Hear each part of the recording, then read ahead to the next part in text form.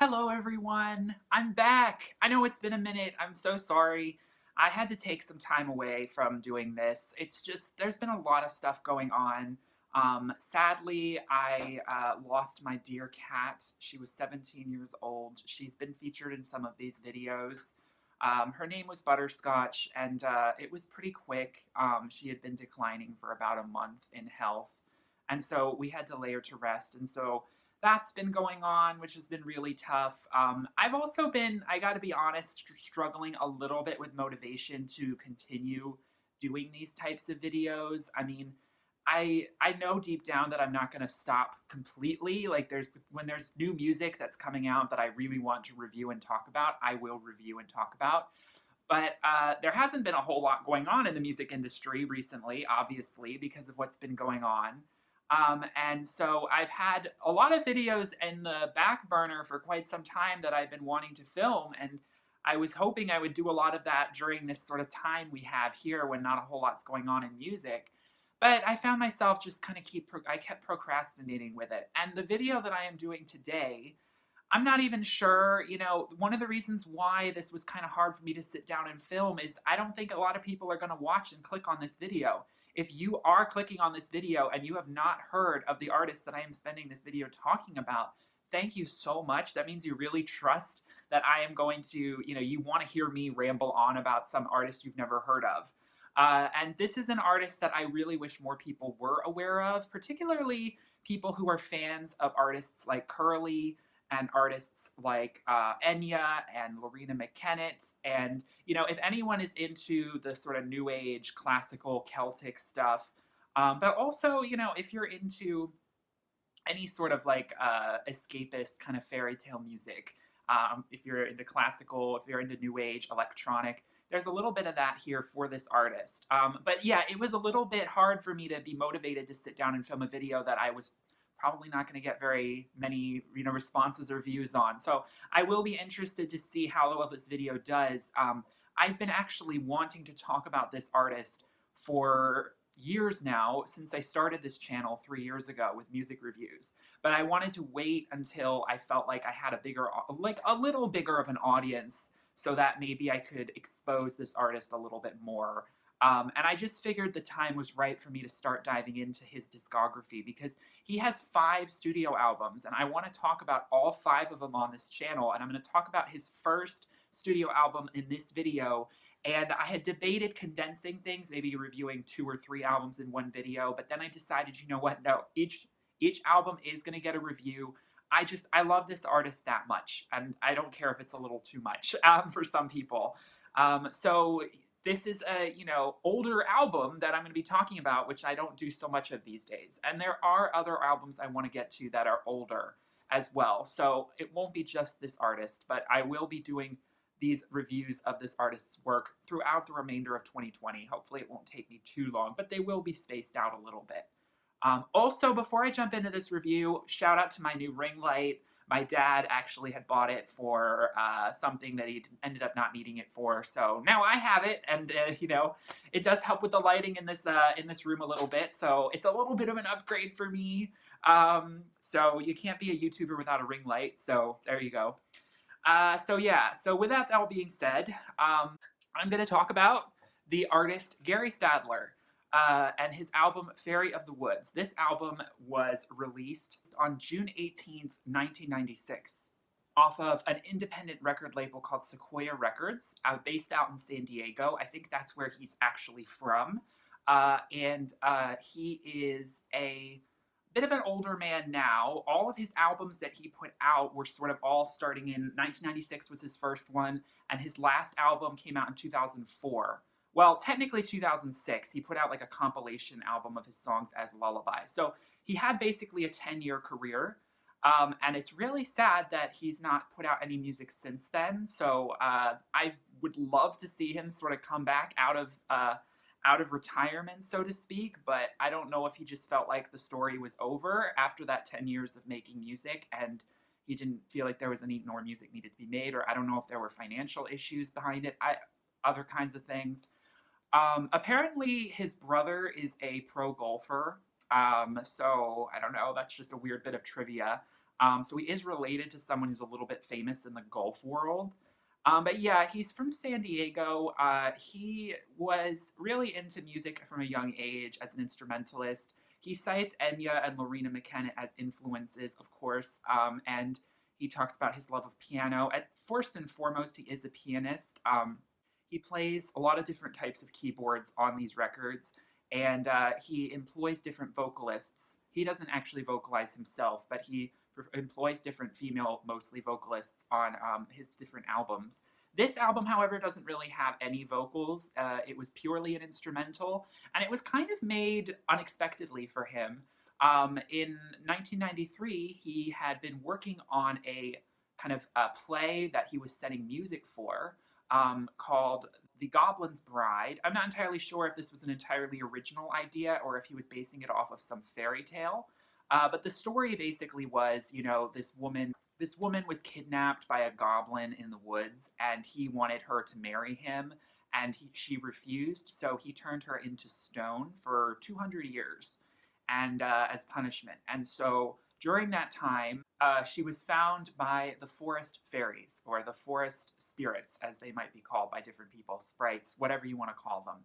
And she befriended them, and the fairies worked with her to transform her into a fairy herself. She couldn't be turned back into a human, but that was sort of the story that he was running with several of these earlier songs. And he decided to expand upon that, and all of the albums kind of came from that one source of inspiration. So this first album, Fairy of the Woods, um, you know, I guess I need to step back and say, how did I get into the Gary Stadler? What is it about his music that instantly grabbed me? So if anyone is familiar with the Estonian music artist Curly, I've talked about her extensively on this channel. You probably are if you clicked on this video. She was actually the artist that put me on to Gary Stadler when I think it was remember when Curly used to do, anyone who's an old school Curly fan, or Moonchild remembers when she used to do these kite chats. And basically Kite was like it was like Google Chats before Google really got ahead of that. And she would answer questions that fans would submit like live on a recording. And she talked about Gary Stadler's music as something she really loved, because she was talking about her love of fairies. And of course, fairies are, a big, fantastical, mythical thing that's used in, folklore all around the world. There's all different kinds of iterations of fairies. I'm deeply fascinated in fairies. I do believe in fairies, to quote Peter Pan. They are things that I am fascinated to kind of, I don't know. I mean, when I say I believe in fairies, I mean, I take it all with a pinch of salt. I find it just so wonderful to escape into the mythos of it and into the emotional aspect of the story. And so I do believe it, even if I've never claimed to have seen one myself. I know Curly talks about that in the video. And so when Curly brought that up and talked about fairies and talked about, and it's an artist who she felt was really sort of channeling that, I had to look him up. And so I discovered Gary Stadler. It was actually exactly 10 years ago now, in 2010. I went through some of his catalog, and some songs jumped out to me. And then it was over the years, I gradually listened back to more and more songs of his, until a couple years later I'd heard all of his work. And so I was by that point fully enthralled in the story. I actually own all of his albums physically. And so I knew, again, like I said, that I needed to talk about this music at some point. This is music that cuts really close to home for me. It's music that I think is touching on something that's very indescribable, very difficult to paint, to depict, to conjure up into words. So I'm going to do my best to describe the emotions that come up from this music, because a lot of it isn't about the lyrics. The lyrics are very simple, if there are lyrics a lot of the time. And a lot of it is just about those emotive melodies and the way he creates out of, different kinds of instruments. I mean, he doesn't just use piano. There's a lot of synthesizer. There's a lot of electronic influence on a lot of these, especially later songs, as well as things like guitars, mandolins, zithers, like different instruments, you start hearing kind of come through, bells, chimes, different kinds of percussion. And a lot of really spacey effects on certain things that are, digitally altered. And so it creates a really magical experience. And if you are a bit more of a, if you're a little more aware of my artwork, I did a series 2 years ago called Prince of the Deep Dark Wood, and I actually created music for that piece. I used a lot of like free sound samplings, and I recorded my own sounds for most of it. And some of the influence from that was from Gary Stadler and some of his ambient stuff. So, just as a little FYI there. So, he's had a huge influence on my art, on even my music, though I hesitate to call what I created then like music in the traditional sense, because it was very ambient. It was more poetry set to sound, if that's a way of saying it. But that being said, I am in love with the album covers on all of his albums. Scott Tom did the cover illustrations for this album, and it is such a wondrous and lush image, but yet simple. And it really sort of spoke to the sort of childhood fairy tale vision aesthetic that he plays with in a lot of these songs.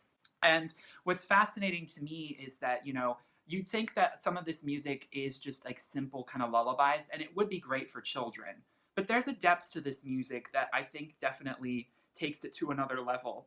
So don't, some of the songs, yeah, some of them are very simple and in a form of a lullaby, and they are great for children. And, maybe they're not everyone's cup of tea for the more sophisticated listener. And I get that. There's not, not every song of his I'm like madly in love with, though I do appreciate every single song of his.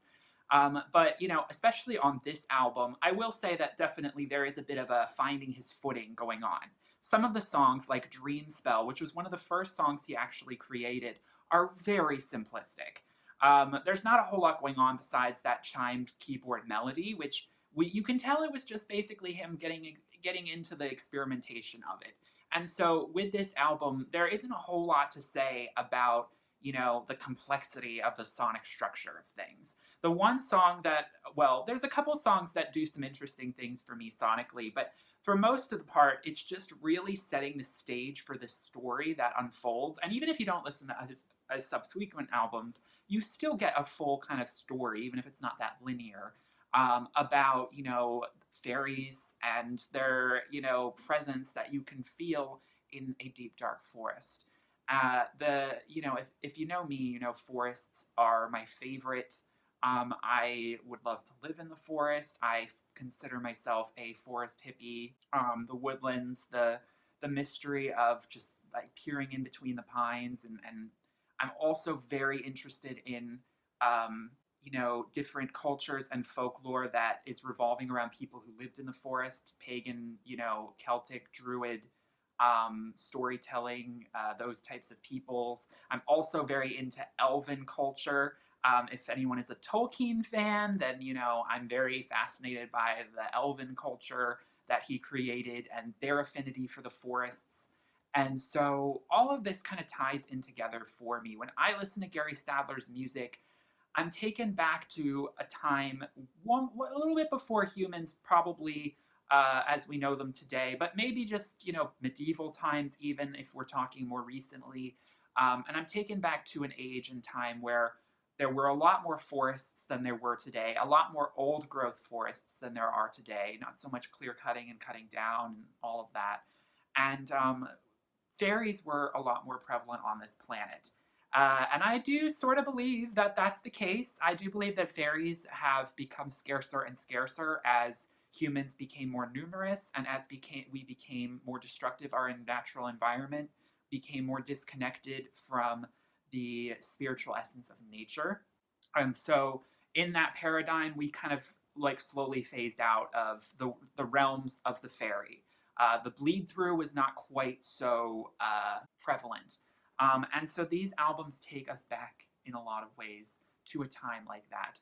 And it is extremely whimsical. It's extremely romantic in a lot of ways.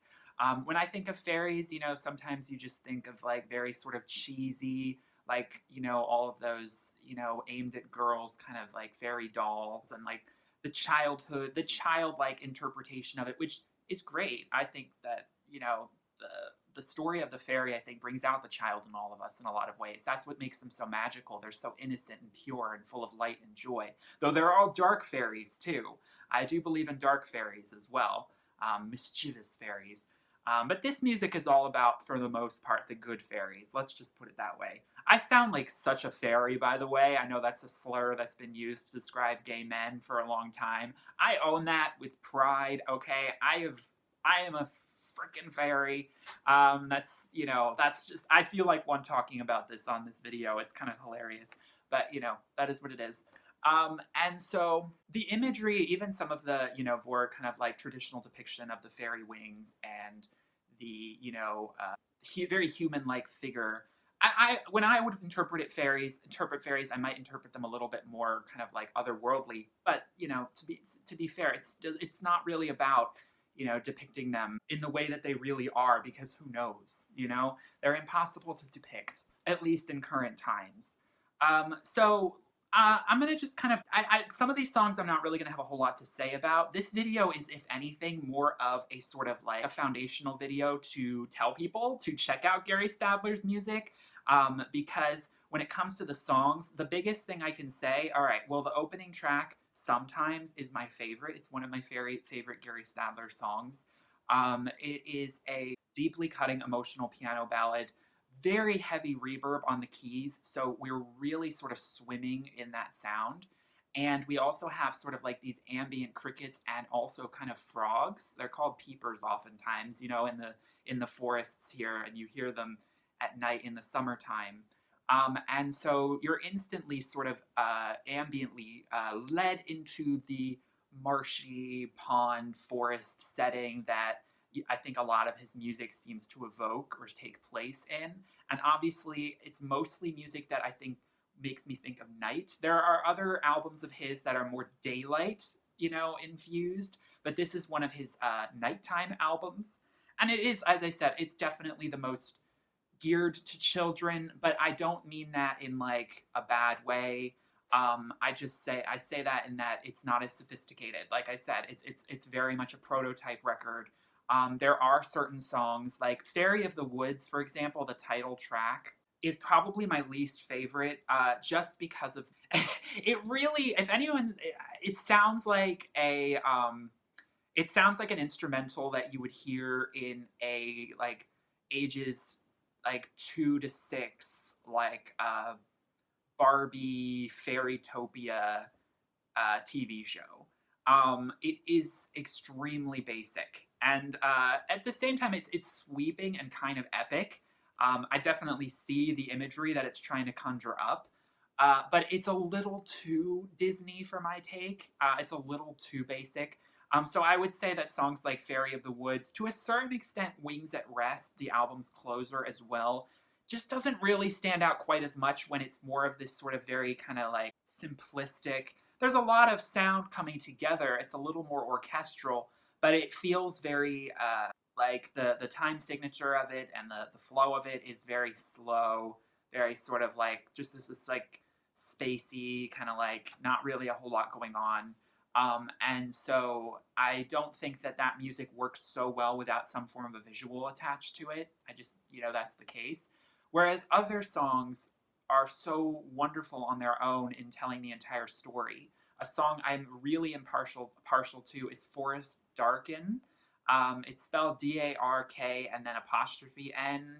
Don't really know where that spelling comes from. Maybe that's like an Old English kind of thing.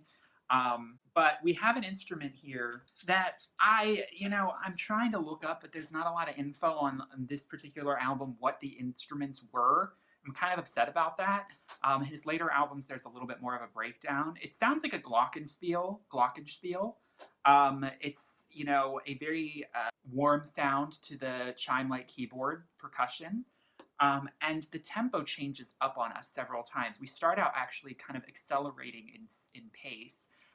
And there's a bit of a frantic energy to it that you can tell is also a bit melancholy. It's definitely a minor key song. And so I really love how then it settles. Like the sort of grand opening of this song opens up to you kind of in a very epic way, and then it settles down into a more somber and reflective melody line that has a much slower and longer rhythm. And the whole thing, it's very music box. It's very reminiscent of a children's toy that has, some fantastical properties to it. I don't know how else to describe it, but for me, it really, I think, evokes an image of a fairy kind of escaping into the forest, the dark, dark forest. I mean, you really can't see very well between the like glints of moonlight through the trees, and you're sort of feeling a bit lost and kind of spinning around and confused. And there is a little bit of a frightened quality to this song. And so there's an interesting play into further records of his, which aren't so idyllic. That's not to say that they're over the top in sort of heaviness, but it's playing at a melancholy that really speaks to me that we get on some of his later records. That blades into Pool of Light, which is another highlight for me.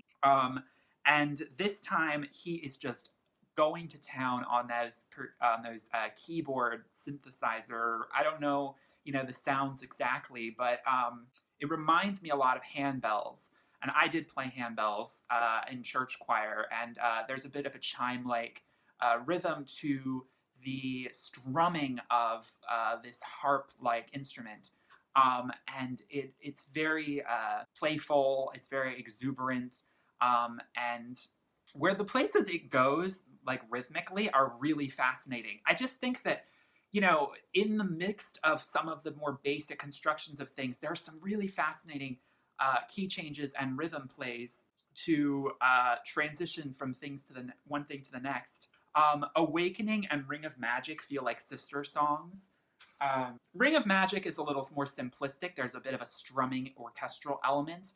And again, it evokes sort of like Bambi in the forest, a fantasy forest area. I basically can see it, a Ring of Magic is kind of considered, there's a lot of references to fairy rings. Fairy rings in Celtic mythology predominantly seem to be a symbol of, there are fairies here. If you go into the fairy ring, you will, and it's usually a ring of mushrooms in the forest. And if you are to enter into a fairy ring, enter at your own peril, because it might not always be a positive experience, but that is when you are most likely to encounter one. And so Ring of Magic is alluding to that. And then Awakening, the way Awakening opens up, it really feels like you're peeling back the clam of an oyster, and you are, uncovering a little baby fairy just waking up. And there is such a mystical quality to the glockenspiel that comes into, I'm going to call it that, the instrument that is used to punctuate the rhythm of that orchestral moment is so evocative for me. I really feel what's happening in that song movement wise, and then it's like just like very playful with the keyboards, and it goes into that frolic idyllic territory, which to be honest isn't quite as interesting to me, but it still is just such a great sonic soundscape to travel through. Breath of Love is that acoustic guitar element. It's very melancholy. It's got a little bit of a mournful tinge to it at the end of those chords. And it's very reflective and pensive. And I definitely feel the sort of misty, foggy forest sort of at dusk, kind of coming into the night. I feel that energy. And yet there's something so enveloping about it. The thing about fairies for me is that there's a sadness to them. There's a sadness to the mythology of fairies. There's a sadness to the fact that fairies are so few and far between on this earth because we have, lost touch with the spirits of nature, and lost touch with a lot of spiritual things. And so there is a really calming, but it's also quite, sorrowful allure to this kind of music for me that really speaks of the ways in which fairies want to come back and be with us, but they just can't because of the fact that we have lost such a connection to ourselves, to the universe, all of these things, to forests, to nature, to plants. And so I view songs like Breath of Love as sort of like a reminder of the beauty that is just out of reach for us. And it's because it's just out of reach that we're so equally fascinated by it, but we know that we can't fully glimpse it in this lifetime or in things as they are right now. And that's a really sad thing to kind of heavily consider, but it keeps you in wonder, keeps you imagining and spinning out with that, and that keeps me coming back for it. So songs like that evoke that for me. Um, all in all, I mean, again, I come back to that opening song sometimes. I really think that that song is the best kind of beginner song to get into Gary Stadler's music. If you feel that piano melody, then I think you're going to find all of his music to be the most rewarding experience for you, especially in the evening time. Um, but it's really music that is speaking to the heart. It's really music that's trying to speak to the inner light and spirit that wants to connect with those mythical that that with the wonder of nature, with the wonder of the world around us that we're so blind to often because of our society and the way it is. And music like this is channeling something eons old that is trying to reconnect but can't fully. And there's so many great artists that do this, but Gary Stadler, I haven't come across an artist who has mastered the melancholy and the wonder of Celtic instrument based fairy music, if that's a genre, as wonderfully as he does. And there's something very, there's a feeling of homesickness with his music. I think that's the best way I can describe it. And listening to his music, I feel all of those kind of emotions that one would feel when they feel homesick. And the album art leads you into that, the whole package. And we're just getting started because his later albums dive a lot more into this. So I, in the interest of brevity, will leave it there, leave it at that. Please give this a listen to, especially Curly fans out there. Come on, Curly has said, I hope she still listens to it. I don't know if she does anymore, but I don't know of anyone else who's ever talked about Gary Stadler as an influence. I feel like I'm just like this person running around like, has anyone heard of this guy? He's actually, his albums did okay in the New Age, New Age charts. At least one of them did. And he's collaborated with some very well-known New Age artists. So he's been on the map. But anyway, I am looking forward to talking more about his music. I hope you guys enjoyed this video. Let me know in the comments if you have heard of Gary Stadler before I made this video, because I really want to know how many people are actually already familiar and what your favorite songs are. And hopefully you're excited to see me cover more. I'll do Fairy Night songs next, but that'll probably be a little while from now, a couple weeks, maybe longer. And yeah, so I'm back, and I hopefully will be a little bit more regular, but it's gonna still be sporadic. That's just how things are with this channel. And thank you all so much for watching and for the subscribes, the subs and everything. Subscribe if you're new, and you would like to, and you like this video, and please give this a like. And I will see you all in my next video. Peace, love, and light. Bye.